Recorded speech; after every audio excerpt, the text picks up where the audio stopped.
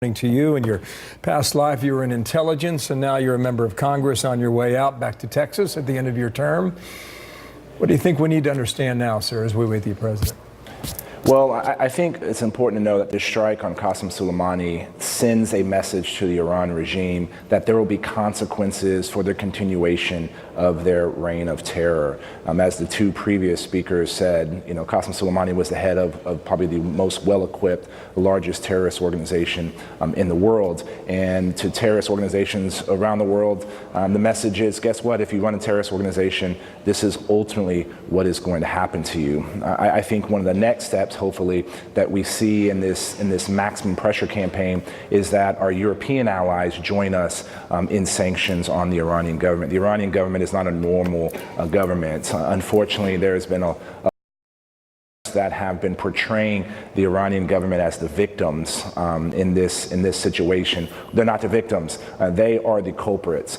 And if the Iranian regime wants to be welcomed back into the international community, they can do some very simple things. Stop killing Americans, stop killing our allies, stop threatening American interests, stop killing your own people. They killed 1,500 unarmed protesters back in November.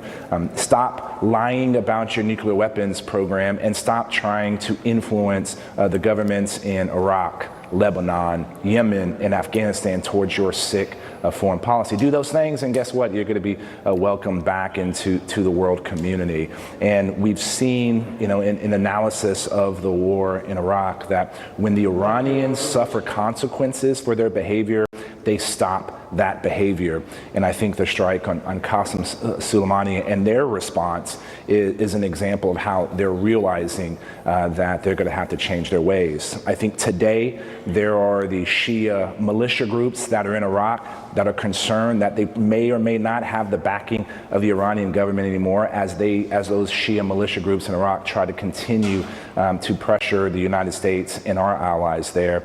And I also know that Qasem Soleimani's replacement is probably looking over his shoulder, and other military planners in Iran are looking at what is likely response now that they've seen this strike for that new leader of the Quds Force. You wonder if he even leaves the territory of Iran, at least in the near term. I want to draw on some of your intel experience with the CIA. Why not take Soleimani out earlier?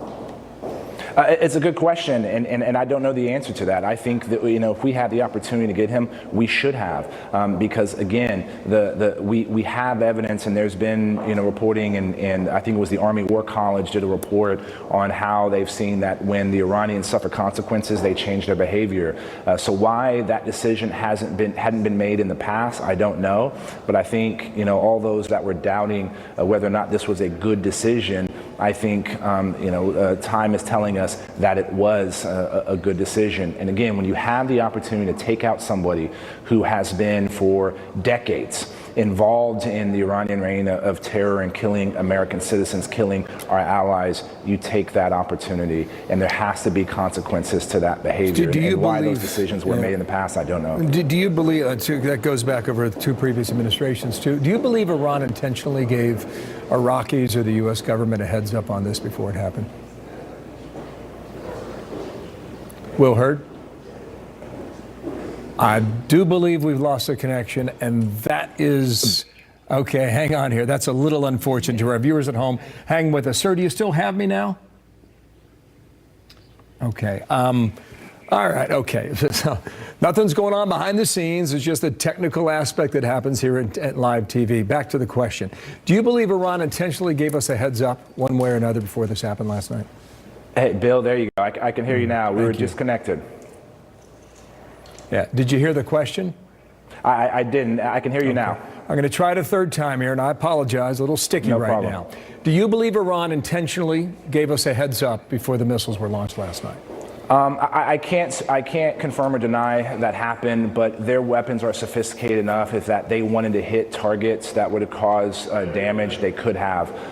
This is important to know. This is the first time we've seen missiles like this coming from the territory controlled by Iran. Usually they use proxies. I think this shows the threat that our forces are under, and not only in Iraq and other parts of the world, but the fact that there were no deaths, that they launch these missiles basically into the dirt. It looks like this was a high-stakes, face-saving exercise so that they can use and talk about this to their domestic population. We already know that Iranian state-run media is claiming that the Iranian government killed several dozens of Americans, which we know is untrue. So they're using this in their information operations within their own country. And so I think this was ultimately it can be seen as a face-saving exercise by that Iranian government, because they knew and they were probably afraid of what the consequences would have been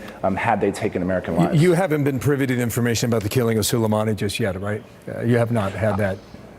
We haven't had. There's a briefing later on this afternoon at 1 o'clock. But do you have any intel at the moment?